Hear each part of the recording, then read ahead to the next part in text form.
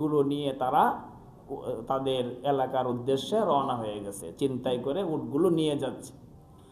রাসূল আকরাম সাল্লাল্লাহু আলাইহি সাল্লামের কাছে সংবাদ পৌঁছলো, এই সমস্ত লোকেরা চিন্তাই করে উটগুলো নিয়ে যাচ্ছে।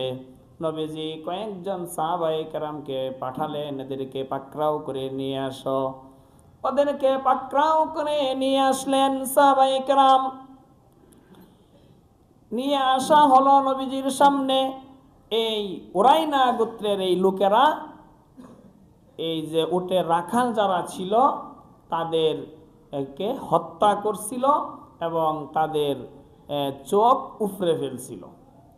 আল্লাহ রসুল সাল্লাল্লাহু আলাইহি ওয়াসাল্লাম যেভাবে রাখালদেরকে তারা হত্যা করছে, নবীজি বললেন ওইভাবে এদেরকেও হত্যা করো। এই লোকদেরকে নবীজি বললেন এদের হাত কাটো, এদের পা কাটো, এদের চোখের মধ্যে পেরাক মারা হয়েছিল, হাত পা এগুলো কর্তন করে উত্তপ্ত রৌদ্রের মধ্যে এদেরকে ফেলে রাখা হয়েছিল। হাদিসের মধ্যে আছে এভাবেই আস্তে আস্তে এমনি তারা রক্তক্ষরণ হইতে হইতে হইতে হইতে তারা মারা গেছে।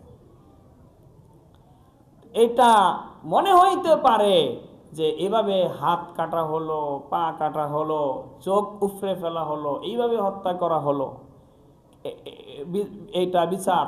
কিন্তু ভাই বিষয়টা তো দেখতে হবে, তারাও তো ওই নিরপরাধ লোকদেরকে এভাবে হত্যা করেছিল। আল্লাহ রাসূল সাল্লাল্লাহু আলাইহি সাল্লামের রাখাল, তাদের তো কোনো অপরাধ ছিল না, নিষ্পাপ নিরপরাধ, তাদেরকে ওইভাবে হত্যা করছে। ওইটার বিচার হিসেবে তাদেরকে এইভাবে হত্যা করা হয়েছে।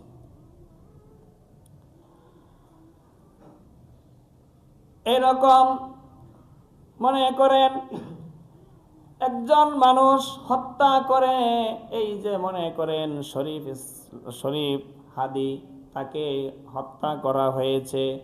যদি এর সাথে যারা জড়িত এদেরকে পাকড়াও করে, তারা হাদিকে যেভাবে হত্যা করেছে, দিন দুপুরে জনসম্মুখে ওদের মাথায় পিস্তল ঠেকিয়ে যদি হত্যা করা হয়, সারা দুনিয়া সারা দেশের মানুষ দেখবে, আর জীবনে হত্যাকাণ্ড চিরতরে বন্ধ হয়ে যাবে, আর দ্বিতীয়বার কোনো হত্যাকাণ্ড সংঘটিত হবে না। কিন্তু আমাদের দেশে দেখা গেছে এই যে এই খুনি এর আগেও কতবার ধরা পড়েছে, জামিনে বের হয়ে গেছে। ধরা পড়ে পরে কোন দিক দিয়ে যে বের হয়ে যায় আর কেউ টের পায় না। বিচার হলেও 10 বছর 5 বছর পরে বিচার হয়, কোন দিক দিয়ে বিচার হইল এইটাও আর মানুষে জানে না। ফলে মানুষের অন্তরে ভয় ঢুকে না, মানুষ শিক্ষা গ্রহণ করে না। এই জন্য যদি পশ্চিমারা বলে মানবাধিকার লঙ্ঘন, এভাবে প্রকাশ্যে খুন করলে মানবাধিকার লঙ্ঘন, মৃত্যুদণ্ড কোনো কোনো দেশে পশ্চিমারা, সেটা মানবাধিকার লঙ্ঘন। একজন নিরপরাধ মানুষকে যে হত্যা করলো, এইটা কি হলো? এটা তো বিচার হিসাবে তাকে হত্যা করা হয়েছে। আল্লাহ রাব্বুল আলামিন বলেন ওয়ালাকুম ফিল কিসাসি হায়াতুন ইয়া উলিল আলবাব। এই যে হত্যার বদলে হত্যা, আল্লাহ তাআলা বলেন এর মধ্যে রয়েছে তোমাদের জীবন। অর্থাৎ যদি হত্যা করেছে একজনে নিরপরাধকে, যদি সাক্ষ্য প্রমাণ সব দিক দিয়ে সুস্পষ্টভাবে প্রমাণিত হয়, তাহলে তাকেও যদি ওইভাবে জনসম্মুখে হত্যা করা হয়, মানুষ ভাববে যে আমি যদি কাউকে হত্যা করি আমি আর নিষ্কৃতি পাব না, আমাকেও এভাবে হত্যা করা হবে। এই যে মানুষের ভিতরে একটা অনুভূতি, সে আর কখনো এই হত্যাকাণ্ডের দিকে সে যাবে না। এই জন্য বিচার এগুলো যদি যথাযথ হইতো, এই রকম অপরাধ আর সংগঠিত হইতো না। এই যে গতকাল এই একটা মেয়ের এভাবে তাকে অপমান করা হলো, এগুলোর কোনো বিচার প্রকাশ্যে হয় না, এগুলো তেমন বিচার হয় না। এই বিচারহীনতার সংস্কৃতির কারণে অপরাধ এগুলো বন্ধ হইতেছে না। এই জন্য মুহতারাম হাজিরিন, আল্লাহর রাসূল সাল্লাল্লাহু আলাইহি ওয়াসাল্লাম রোমের যে বাদশাহ তারে দাওয়াত দিছিলেন চিঠি দিয়া, যে হে রোমের বাদশাহ, তুমি ইসলাম ধর্ম গ্রহণ করো, তাহলে তুমিও জাহান্নাম থেকে বাঁচবে, নিরাপদে থাকবে, দুনিয়াতেও নিরাপদে থাকবে, জাহান্নাম থেকেও বাঁচবে। আর হে রোমের বাদশাহ, তুমি যদি ইসলাম ধর্ম গ্রহণ না করো, তাহলে তুমিও গুনাহগার হবে এবং তোমার প্রজা যারা আছে এই প্রজাদের গুনাহ তোমার উপরে এসে বর্তাবে। কারণ রাজা যদি মুসলমান হয়, রাজার দেখা দেখি প্রজারাও মুসলমান হবে। এখন তুমি রাজাই যদি মুসলমান না হও, প্রজারা হবে না, এই প্রজাদের গুনাহ তোমার ঘাড়ের মধ্যে এসে পড়বে। নবীজি চিঠি দিয়া বলছিলেন রোম সম্রাটকে।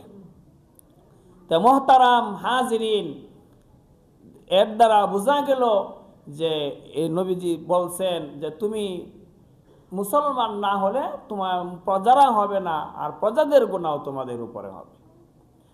তো এই জন্য আমরা আমাদের নেতারা যদি অপকর্ম করে, তাহলে যারা নেতার অধীনে তারাও এরকম অপকর্ম করবে।